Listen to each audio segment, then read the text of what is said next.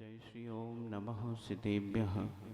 मंगलम भगवान वीरो मंगलम गौतमो गणि मंगलम कुंद कुंदाद्यो जैन धर्मोस्तु मंगलम सर्वमंगल मांगल्यम सर्वकल्याणकारकम प्रधानम सर्वधर्माणां जैनम जयतु शासनम।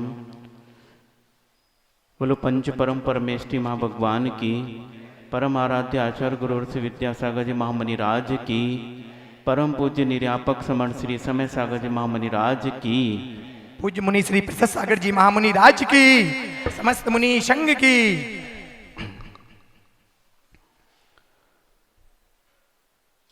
सोचा तो था कि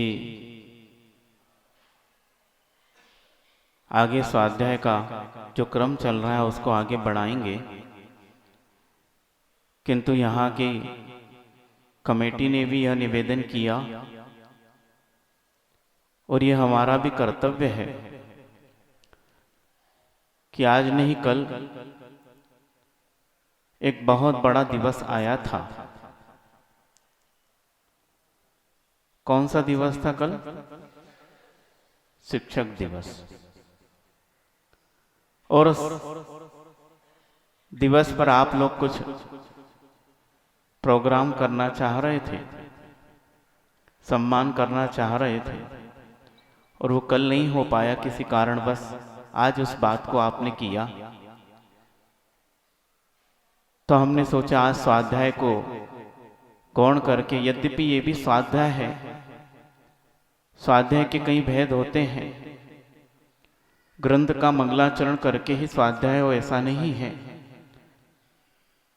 एक धर्मोपदेश भी स्वाध्याय के रूप में आता है, तो ये स्वाध्याय ही चल रहा है, इस प्रकार समझ लेना कि वह शिक्षक दिवस जिस पर आप गुरुओं का सम्मान करते हैं, लेकिन कभी इस बात को आपने नहीं सोचा कि वह गुरु जिसने सृष्टि के अज्ञान अंधकार को दूर करने के लिए अपना तन मन और पूरा जीवन लगा दिया है।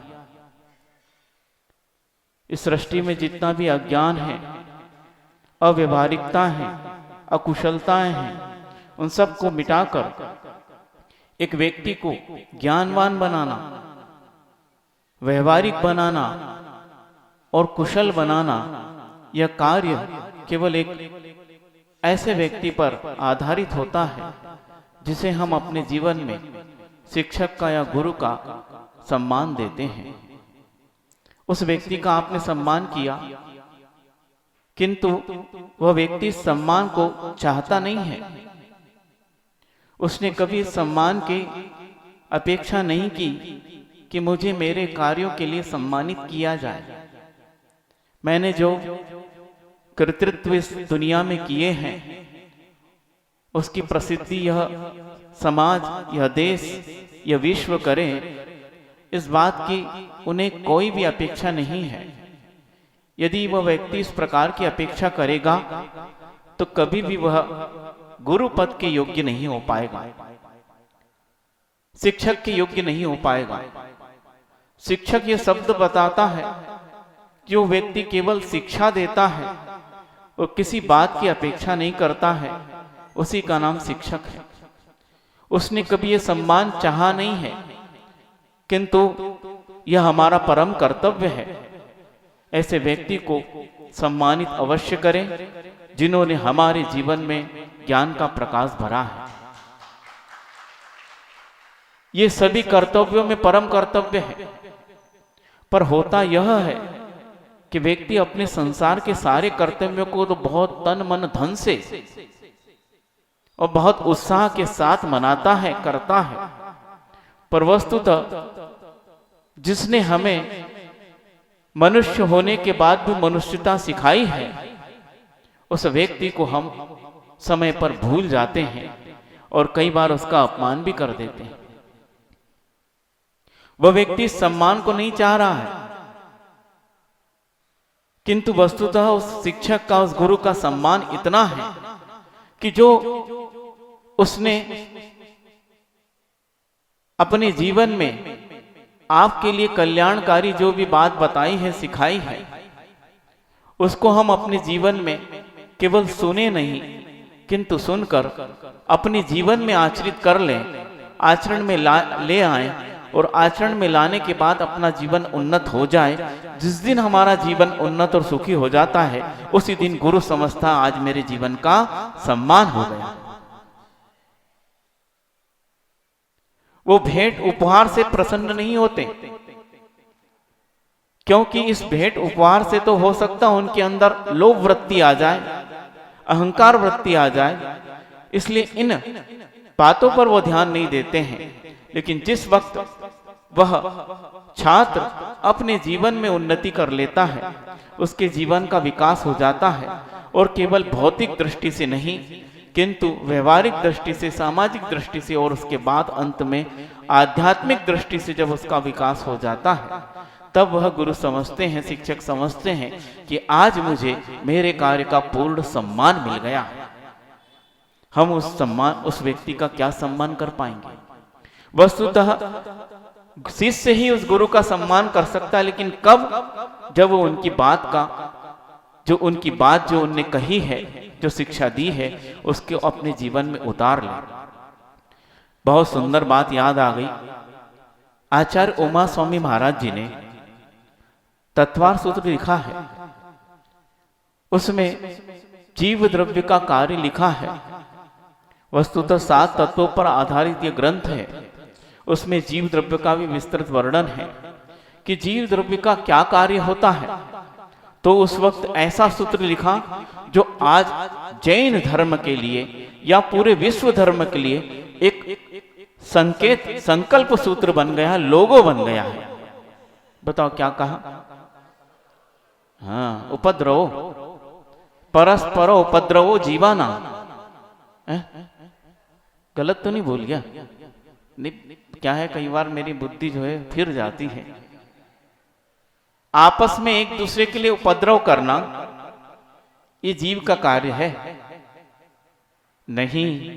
परस्पर उपग्रहो जीवानाम, जीवों का यदि कार्य है तो एक दूसरे के लिए उपकार करना, उपग्रह करना अर्थात उपकार करना। एक जीव दूसरे जीव का उपकार करता है, वो दूसरा जीव किसी तीसरे जीव का लिए उपकार करता है, और इस प्रकार एक दूसरे के लिए ऐसी श्रृंखला बन जाती है कि प्रत्येक जीव के उपकार के लिए कारण बन जाए। इस प्रकार का यदि कार्य होता है तो यह धरती ही स्वर्ग बन सकती है।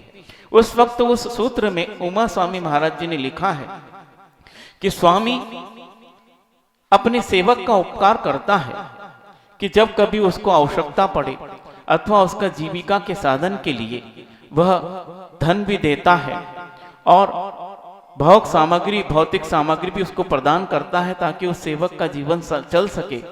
तो सेवक भी उस मालिक का तन मन और जीवन पूरा अर्पण करके ईमानदारी के साथ वो मालिक की सेवा करता है।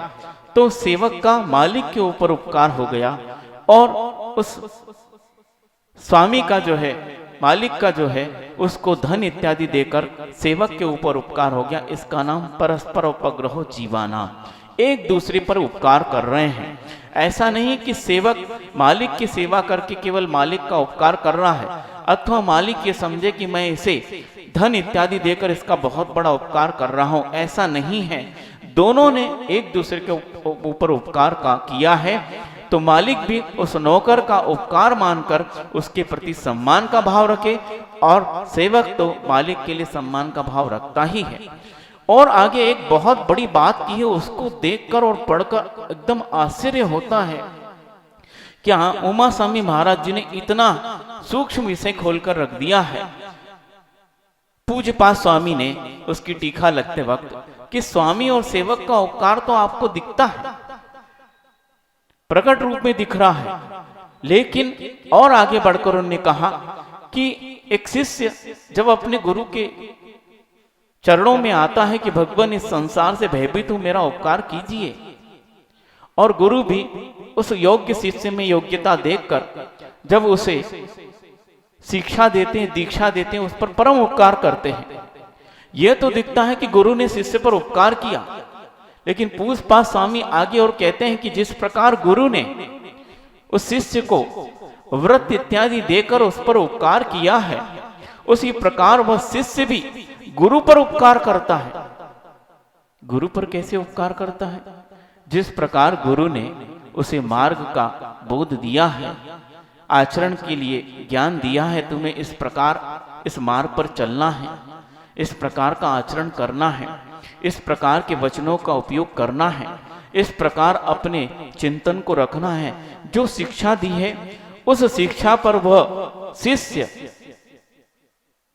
बिना किसी अपेक्षा के और बिना किसी ऊहापोह के, बिना किसी तर्क वितर्क के, जैसे उनने कहा है उनकी आज्ञा के अनुसार उस मार्ग पर चलता है, तो यह आचार्य परमेष्ठी कहते हैं शिष्य का गुरु के ऊपर उपकार हो गया। क्यों हो गया? क्योंकि बंधुओं, यदि गुरु जो उपदेश देंगे और शिष्य यदि उसको अपने जीवन में फॉलो नहीं करेगा तो इस मार्ग की कभी उत्पत्ति नहीं हो सकती। भगवान महावीर स्वामी या उसके पहले भगवान आदिनाथ या उसके पहले अनंत तीर्थंकर या अनंत केवली हो चुके हैं।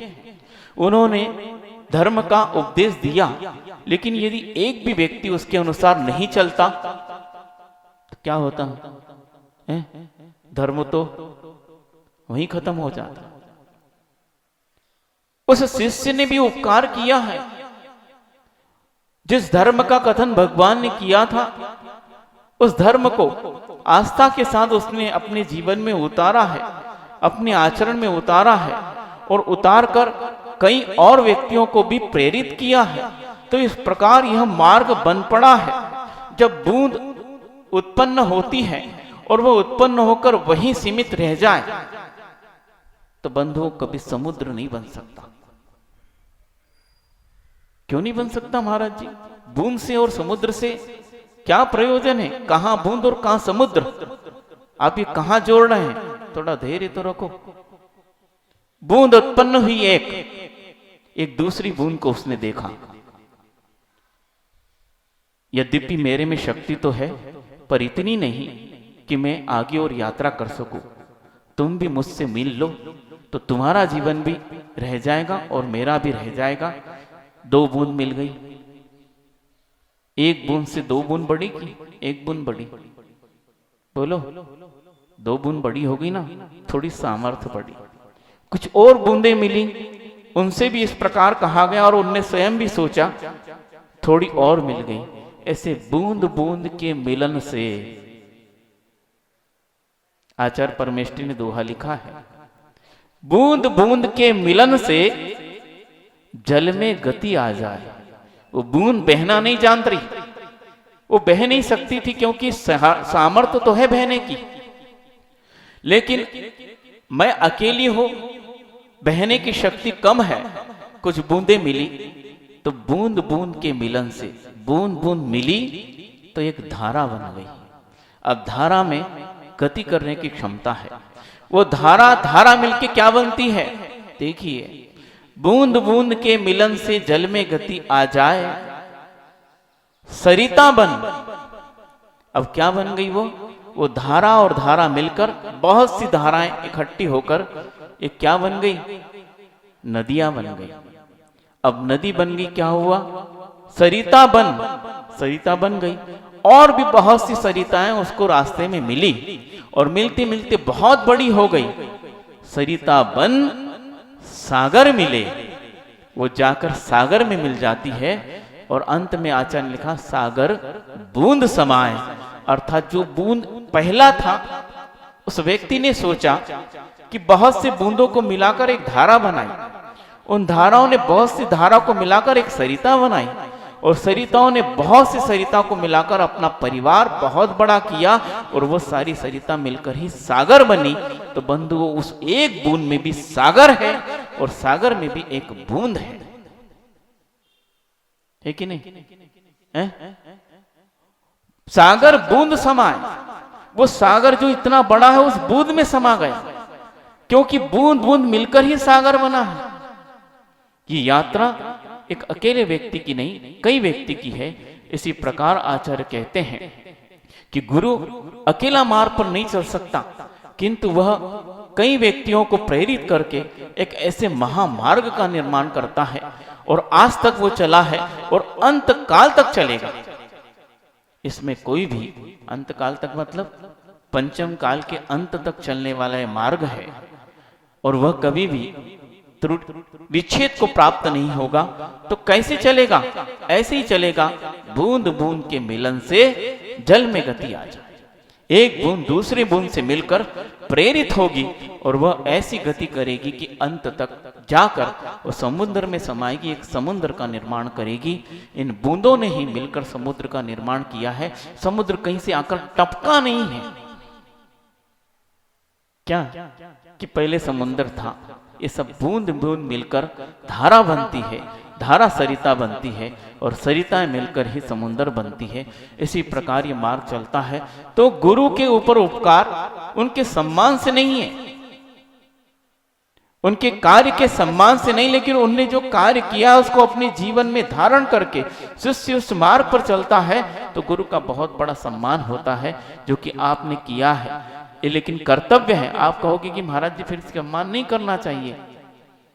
बंधु, मैंने अभी गुरु की तरफ से बोला है, अब आपकी तरफ से बोलता हूं कि वस्तुतः अपना यह परम कर्तव्य है कि उस कार्य का और उस कार्य करने वाले उस कर्ता का सम्मान हमें अपने जीवन में बहुत उत्साह से हर पल करते रहना चाहिए। केवल शिक्षक दिवस की बाट नहीं जोना चाहिए। क्या समझे? अब आपको भी थोड़ी लगनी चाहिए ना कि एक दिन हम उस दिवस की बाट जोएं और उस दिन कार्य कर लें और बाकी 364 दिन ऐसा ही है। उन बहनों ने आपके लिए क्या कहा, क्या कहा? बहुत बड़ी चोट है बंधुओं, थोड़ी शर्म की बात है कि उस वक्त उन्होंने कहा कि हम 18 थे, 18 के 36 होना थे, पर हुआ क्या? बूंद बूंद के मिलन से गति क्यों नहीं आई? बूंदे सूख क्यों गई है? ये दोहा हमने इसीलिए दिया। वो एक बूंद मान लो अपनी गति न करके अपने जीवन को वही समाप्त कर लेती तो सूख जाती। हर बूंद यही सोचती तो कभी सरिता नहीं बनती, कभी धारा नहीं बनती, सरिता नहीं बनती। ये समुद्र का आपको दर्शन नहीं होता जिसको देखने के लिए आप पैसे खर्च करके गोवा जाते हैं, बॉम्बे जाते हैं, वो कहां से आता? तो इसी प्रकार उनने आपके लिए यह बात कही है, बहुत ही कष्ट के साथ कही है कि हम सूख रहे हैं, ये बूंद सूखी जा रही है और इसका कारण समाज की अकर्मण्यता है। बुरा तो नहीं लग रहा है? लगे तो बहुत अच्छा। हमारी स्वयं की अकर्मण्यता है। क्या हमारे घर में कोई ऐसे बच्चे या बच्चियां नहीं हैं जिसे हम प्रेरित कर सके? हम तो करेंगे और करने के बाद 4 महीने बाद चले जाएंगे, पर हम जिस कर्तव्य को उस गुरु ने जगा दिया है उनके जाने के बाद हम सो जाते हैं। बंधु, बस यही हमारी त्रुटि है। क्या हम उन बच्चियों को बच्चों को स्वयं प्रेरणा नहीं दे सकते हैं? अपने घर में रहने वाले महिलाओं को ये प्रेरणा नहीं दे सकते? आखिर करते क्या है हम? उस पाप के साधन को खोलकर बैठ जाते हैं और अपना पूरा शाम का समय निकाल देते हैं। आखिर क्या करते हैं बोलो? और फिर फोन करके आपस में बताते हैं आज सीरियल में ये आया था, तुमने देखा कि नहीं? अरे ये वाला नहीं देखा तुमने, वो वाला देखा कि नहीं? अब एक समय में एक ही देखेंगे, आपस में बातें चल रही और घंटों चलेंगी। क्या यह हमारा मानव होने का कर्तव्य है? झांक कर देखो बंधुओं, कितना समय लगता है और उससे उन व्यक्तियों का उपकार हो रहा है, ये बात गलत है। उन बच्चों को आप पढ़ा, ये गलत है। अभी आपको पूछा जाए 24 भगवान के नाम तो करने लगेंगे। है किसी को याद? कई व्यक्तियों को देखा इतने बड़े हो गए चत्तारी डंडक याद नहीं है। बड़े शर्म की बात है बंधुओं। अब हम किस धर्म के बारे में बात करें?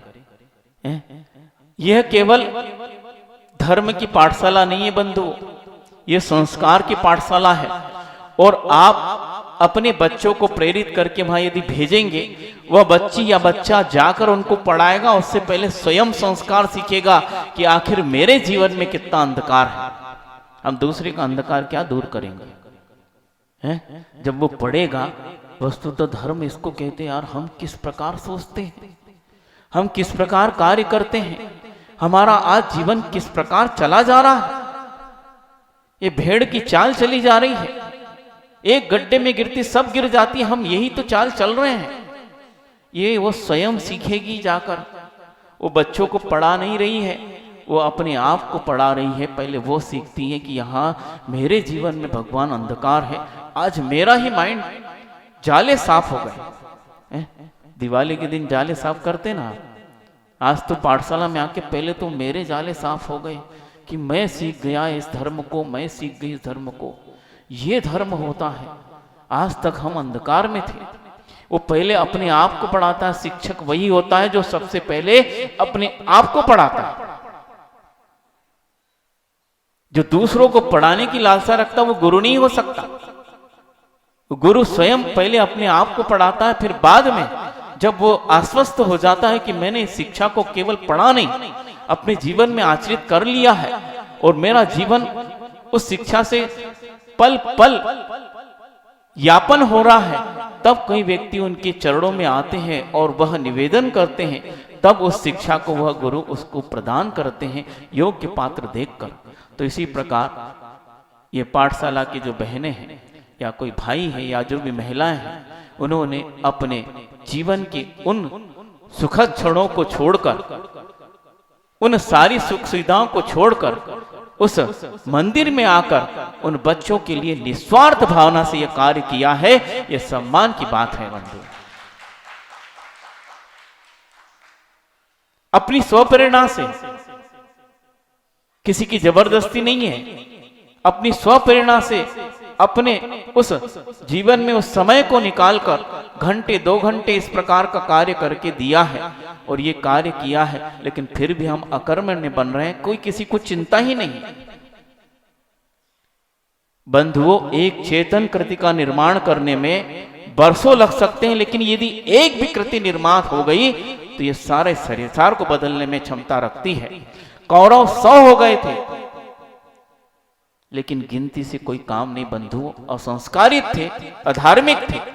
उनकी मां ने कभी उनको पाठशाला नहीं भेजा होगा, प्रेरणा नहीं दी होगी बेटा को शिक्षा प्राप्त कर ले, वो संख्या बढ़ाती चली गई होगी, लेकिन उस संख्या से आखिर क्या हुआ। कुंती ने इस धर्म को समझा, कर्तव्य को समझा और उसने स्वयं अपने बच्चों को संस्कार दिए। वो केवल 5 थे बंधु, 5 भी छोड़ो, मैं तो कहता 1 भी होता और लाखों भी यदि कौरव हो जाते, वो एक संस्कारित पांडव लाखों कौरव पर भारी होता और उसकी ही जय होती। लेकिन यह कार्य किसका है? बोलो किसका? महाराज जी आपका कार्य है, आपको कोई काम तो है नहीं, हमको तो बहुत काम करने पड़ते हैं। बोलो कोई बात नहीं, आप हमको ही कह दो, हम तो करेंगे। इसलिए करेंगे क्योंकि हमारा जीवन यही है। जिसका जीवन पंचेंद्रिय भोग के लिए बना हो वो भोगे, पर हमारा जीवन केवल धर्म का है और इस धर्म के लिए यदि प्राण भी चले जाए तो हम खुशी खुशी देंगे, क्योंकि यह धर्म हमारा जीवन। जिसका जीवन पंचेंद्रिय भोग है वो अपनी जान है, क्योंकि यदि वो करेगा तो निश्चित रूप से आना ही पड़ेगा। इस धर्म के बिना किसी का भी उद्धार नहीं है। तो उस पीड़ा को समझो। पहले भी उन बहनों ने हमसे कहा था, हमने कहा समय पर यह काम होगा, आज समय आया है। उस पीड़ा को समझो कि हम उस परंपरा को कभी समाप्त न होने दें। यदि आदिनाथ भगवान के शिष्य आलस कर जाते तो आज भगवान महावीर तक धर्म नहीं आता। उन्होंने अपना कर्तव्य समझा, और कर्तव्य नहीं, अपने जीवन का यही उपकार करने वाला धर्म है, इस बात को समझा और अक्षुण्ण प्रवाहमान मत रहा है और आज तक चलते आया है। लेकिन ये परंपरा कहीं बंद हो जाए बंधुओं। ये पाठशाला इतनी महान है हम स्वयं अपने जीवन की एक बात बताते हैं, क्या बहुत सी बातें हैं कि उस वक्त जब पाठशाला जाते थे एक मनोरंजन था, बहुत सारे दोस्त मिलेंगे, कुछ खेलना कूदना हो जाएगा और उस वक्त कुछ प्रलोभन भी दिया जाता था और उस कारण चले भी जाते थे। लेकिन एक नियमितता बन गई थी, पाठशाला शाम को जाना ही है, क्योंकि बहुत सारे दोस्त वहां मिल जाते हैं, खेलना कूदना हो जाता था, लंबा चौड़ा जो है ग्राउंड था और प्रलोभन भी दिया जाता था हफ्ते हफ्ते में, तो लगता था चलना है। लेकिन इस प्रलोभन से हमारा क्या कायाकल्प हुआ आज आप देख रहे हैं। ये पाठशाला की ही देन है जो आज हम यहां बैठे हैं। कि उस वक्त पढ़ाया तो जाता था, पढ़ा रहे हैं, लेकिन पाठशाला केवल पढ़ाने वाली पाठशाला नहीं, ये धर्म की प्रयोगशाला। कक्षा में व्यक्ति जो है शिक्षक पाठ पढ़ाता है, लेकिन पाठ पढ़ाने के बाद वो कहता चलिए, कहां, ये तो केवल पढ़ाया है, अब प्रयोगशाला में चलिए। जब तक प्रयोग नहीं करेंगे तब तक जीवन में पढ़ने की कोई सार्थकता नहीं है। 5 साल व्यक्ति MBBS कर लेता है, लेकिन उससे कहो जैसे डॉक्टर बन के पास होकर आया, भैया चलो जल्दी, क्या है भैया, उनको जो है शुगर बढ़ गई, इंजेक्शन लगाते नहीं आता, तुम लगा दो। किसको कह रहे हैं, बोलो, डॉक्टर को जिनने 5 साल MBBS पढ़ा है और बहुत टॉप गोल्ड मेडलिस्ट हुआ है, तो वो कहता है रुको मैं आ रहा हूं, भैया जल्दी चलो, उसके प्राण पर बनाइए, भैया मेरा कंपाउंडर तो आ जान दो। क्यों, तुम डॉक्टर नहीं हो? मैं डॉक्टर तो हूं, पर इंजेक्शन लगाना अभी नहीं आता। क्यों नहीं आता? क्या 5 साल भाड़ झोंकी है? पढ़ा तो हूं पर प्रयोग नहीं किया। उसके लिए 1 साल, क्या इंटर्नशिप क्या बोलते हैं, इंटर्नशिप क्या बोलते हो उसको, जो भी बोलते हो, वो दी जाती है। अब सिखाया जाता है इंजेक्शन ऐसे लगाना, बाटल ऐसी चढ़ाना, अभी तुमने पढ़ लिया, अब सीखो, नहीं तो डॉक्टर नहीं बन पाओगे। इसका नाम प्रयोगशाला है। उसी प्रकार यह धर्म पढ़ाया जा रहा है, लेकिन पाठशाला प्रयोगशाला है। कैसे? हम भी वहां पढ़ते थे और पढ़ तो लेते थे, लेकिन जब थोड़े बड़े हुए तो वहां पर नगर में 10 लक्षण में प्रतिदिन 10 दिन कोई न कोई कार्यक्रम रखे जाते थे और नाटक भी मंचन होता था। तो उस वक्त पाठशाला के बच्चों को लिया जाता था। तो थोड़े बड़े हुए तो हमारा भी नंबर आ गया। अभी हम पढ़ रहे थे, लेकिन जब उन्होंने नाटक मंचन के लिए चुना तो देखा कि जो नाटक कराए गए और उस वक्त जब किया तो बोध को प्राप्त हो गए कि बंधुओं, ये जो पढ़ा था उसका प्रैक्टिकल ये है। आखिर श्रेणिक ने क्रोध का क्या फल पाया? ये नाटक में दिखाया था। पढ़ तो लिया था, लेकिन कैसे नाटक में दिखाया कि श्रेणिक ने जब भगवान यशोधर मुनि राज के गले में सर्प डाला और नाटक में मंचन किया, तो ये देखते बना, आहा ये कैसे कर रहे हैं। बंधुओं, आप फिल्म की स्टोरी पढ़ लो और फिल्म पर्दे में देखो, क्या होगा, बहुत अंतर आएगा। इसी प्रकार यह केवल जो पुस्तक है आप पढ़ सकते हैं, लेकिन पाठशाला ऐसी चीजें जो प्रयोगशाला है। ऐसे कई नाटक में मंचन करवाए। झूठ का क्या फल होता है, लोभ का क्या फल होता है, वो मंचन करके दिखाया। तब समझ में आया कि अपने जीवन में ये कसाएं भरी है और इसका हम कार्य करते हैं, उसका ये फल मिलेगा। तब पढ़ने की सार्थकता हुई। और वो कहां पर बोध प्राप्त हुआ? तो पाठशाला में जाके प्राप्त हुआ कि इस प्रकार का कार्य वहां पर प्रयोगशाला रूप में कराया है। तो बंधुओं, अपने बुढ़ापों को सुरक्षित रखना है। समझ रहे हो? आप अपने अपने बुढ़ापों को सुख शांति से गुजारना है और सुरक्षित रखना है। तो बंधुओं, आज से ही अपने बच्चों को प्रेरणा दो कि भले ही 1 घंटा पढ़ाई कम कर ले, पर पाठशाला नहीं जाएगा तो आज शाम का भोजन बंद। यदि ये प्रेरणा नहीं दोगे तो बंधुओं, तुम्हारे बुढ़ापे का भोजन छिन जाएगा। बिल्कुल रख लेना। वो जब 2 पांव से 4 पांव का हुआ, ए बूढ़े निकल यहां से, कहेगा, क्योंकि उसके पास संस्कार नहीं है।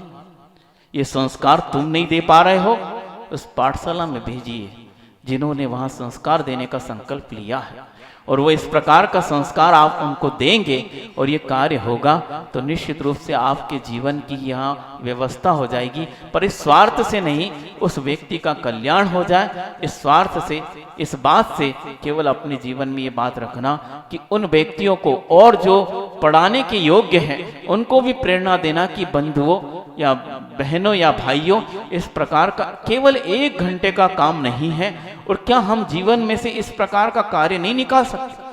वहां जाकर तुम्हें स्वयं शिक्षा मिलेगी, इस प्रकार का कार्य करो। उसके लिए हम घूमने फिरने के लिए तो अनुमति दे देते हैं। आज नई पिक्चर रिलीज हुई है 6 से 9 शो देखने जाना, आ जाओ बेटा। और पिक्चर देखने जा रहा, क्या करने जा रहा पता है तुमको? जब परिणाम सामने आएगा तो आंखों से आंसू नहीं, खून बहने लगेगा बंधुओं। जब हम असंस्कारी संतान को खुले छोड़ देते हैं तब क्या परिणाम होता है देख लेना। आज सृष्टि में ऐसे परिणाम आ रहे हैं और आए दिन खबर आ रही है, क्या क्या कांड हो रहे हैं। इसका कारण केवल एक है, जीवन में संस्कारों का अभाव। और संस्कार धर्म के माध्यम से आ सकते हैं। आज तक किसी भी दर्शन ने बिना धर्म के संस्कारों का बात ही नहीं की। बिना धर्म के केवल जीवन में संस्कार आ नहीं सकते। हर धर्म एक व्यक्ति को संस्कार सिखाता है। वह संस्कार श्रावक के भी हो सकते हैं और एक घर रहित मुनिराज के भी हो सकते हैं। दोनों जीवन के लिए संस्कार आवश्यक है और वो केवल धर्म ही सिखाता है। बिना धर्म के हमारे जीवन में संस्कार नहीं आ सकते हैं। इसलिए बंधु, इस बात को हमें समझना है कि कैसे हमारे और हमारे बच्चों का जीवन संस्कारित हो। और बिना संस्कार के हमारा जीवन संस्कारित नहीं होगा तो बच्चों को भी पाठ नहीं मिल पाएगा। बहुत अच्छी घटना याद आ रही, बता दें? और बताना ही चाहिए, नहीं तो आप क्या समझोगे कि बच्चे तो संस्कारित होते हैं, लेकिन उसके पहले हमें भी संस्कारित होना चाहिए, क्योंकि वहां वो पाठशाला में सीख कर आएंगे, लेकिन 23 घंटे आपके सानिध्य में रहेंगे। आपके जीवन को भी कितना मर्यादित होना चाहिए। एक व्यक्ति जो है वह चेन स्मोकर था। चेन स्मोकर समझते हैं? उसके हाथ से सिगरेट जो है नीचे नहीं उतरती थी। दिन में 10-15 डब्बी जो है साफ हो जाती थी और ऐसे लगातार स्मोकिंग करता था। उसका बच्चा अभी जन्मा धीरे धीरे बड़ा हो रहा था। वो पिताजी को प्रत्येक समय धुआं छोड़ते देखता था और ऐसा लगता था कि ये जो कार्य है ये बहुत बड़ा कार्य है, पिताजी कर रहे हैं। एक दिन होता क्या है, बहुत शॉर्ट में सुना रहा हूं, कि पिताजी के कमरे में जाता है और वो सब क्रिया उसकी देखता था कि पिताजी क्या करते हैं। उसको हाथ में लेते हैं, मुंह में रखकर माचिस लगाकर उसको सुलगाते हैं और फिर जिस प्रकार भी क्रिया करते हुए सब देखता था और उस चीज को उसने भी सीख लिया। एक दिन पिताजी जो है कमरे में नहीं थे, वो जाता है, 8 या 10 साल की उम्र होगी, 8 भी बहुत कह दिया, 7-8 वर्ष का ही होगा, और वो डिब्बी से एक निकालता है और माचिस को सुलगाकर जो है जला ली और उसने सुट्टा, क्या बोलते हैं, खींच लिया। जैसे ही खींचा, भयंकर जो उसको खांसी चली, बहुत तेज खांसी चलती है। और उसी वक्त पिताजी का भी घर में आना था और माँ भी, उसको लगा क्या हो गया, इतनी तेज खांसी क्यों आ गई। वो दोनों भागते हुए कमरे में आते हैं, देखते क्या है, भैया जी के हाथ में हथियार है, सफेद सफेद वो सुलग रही है और वो खांस रहे, लेकिन वो हाथ में है और जल रही है। और जाते ही पिताजी उसे एक जम के चाटा रख देते हैं। वो बच्चा रोने को हो जाता है, गाल बिल्कुल लाल, 5 उंगलियां छप गई है और रोने लगता है। और पिताजी डांट रहे हैं, ये क्या कर रहा है मूर्ख कहीं का, ये तुझे किसने सिखाया। देखिए बच्चा बोलता क्या है, पिताजी इस दुनिया में मैंने किसी को नहीं देखा, केवल आपको और मां को देखा है, और मैं समझता हूं दुनिया में तुम दोनों ही सबसे बड़े हो। और तुम जो करते हो वो दुनिया में सबसे अच्छा कार्य है। और मैं आपको रोज देखता था, आप ये कार्य करते थे, तो मुझे लगा दुनिया में ये सबसे अच्छा कार्य है और मैं इसको करूंगा तो पिताजी खुश होंगे। और आपने तो मुझे चांटा मार दिया। क्या ये काम गलत है पिताजी? यदि ये गलत है तो फिर आप क्यों करते हो? बोलो। सांप तो नहीं सूंघ गया सबको? जब ये गलत है तो आपने क्यों किया? मेरी पाठशाला तो आप हैं। अभी मैं पाठशाला जाने योग्य नहीं बना। 8 वर्ष अंतर्मुहूर्त के बाद व्यक्ति में बोध की प्राप्ति होती है। उसके पहले जो वो सीखता है अपने माँ और बाप को देखकर सीखता है। इसीलिए कहा है बच्चे की प्रथम पाठशाला कौन होती है? उसकी माँ, उसके पिता होते हैं। तो क्या सिखाया आपने? आज यदि ये त्रुटि हो रही है तो आपने अपने बच्चे और बच्चों को ये सिखाया है कि वहां पढ़ाने मत जाना, मुझे तो ये लगता है। क्यों? ऐसे तो नहीं। क्या संस्कार दिए आपने? उनमें इस प्रकार का उत्साह क्यों नहीं आ रहा? लगातार संख्या कम क्यों हो रही है? इसका कारण केवल आप हैं बंधु। झांक कर देखिए कि आपने इस प्रकार का यदि कार्य नहीं किया होता, उनको इस प्रकार की शक्ति रखी होती और ये दंड दिया जाता मान लो, तो आज वह पाठशाला की संख्या कम नहीं होती। और आज यदि इतना सुना है तो कल से वो संख्या बढ़ जानी चाहिए। तभी मैं सोचूंगा कि आपने गुरु का सम्मान किया है। यदि नहीं, यदि हुए तो यह अपमान ही हुआ है, ये सोच लेना। अब क्या करते हैं हम देखते हैं। समय भी आपका हो गया है। तो इस प्रकार यह शिक्षक दिवस इस बात को बताता है कि शिक्षक का सम्मान केवल उपहार में नहीं है, लेकिन जो शिक्षा दी है उसे हम जीवन में उतारें, वही शिक्षक का सबसे बड़ा सम्मान है। अहिंसा परमो धर्म की। बोधि समाधि परिणाम शुद्धि स्वात्मोपलब्धि शिव सौख्य सिद्धि चिंता मणिम चिंतित वस्तु दाने तम वंद मानस ममास्तु। द्वादशांग जिनवाणी माता की जय। परम पूज्य आचार्य गुरु विद्यासागर जी महामुनि राज की जय। परम पूज्य निर्यापक समरसी समय सागर जी महामुनि राज की।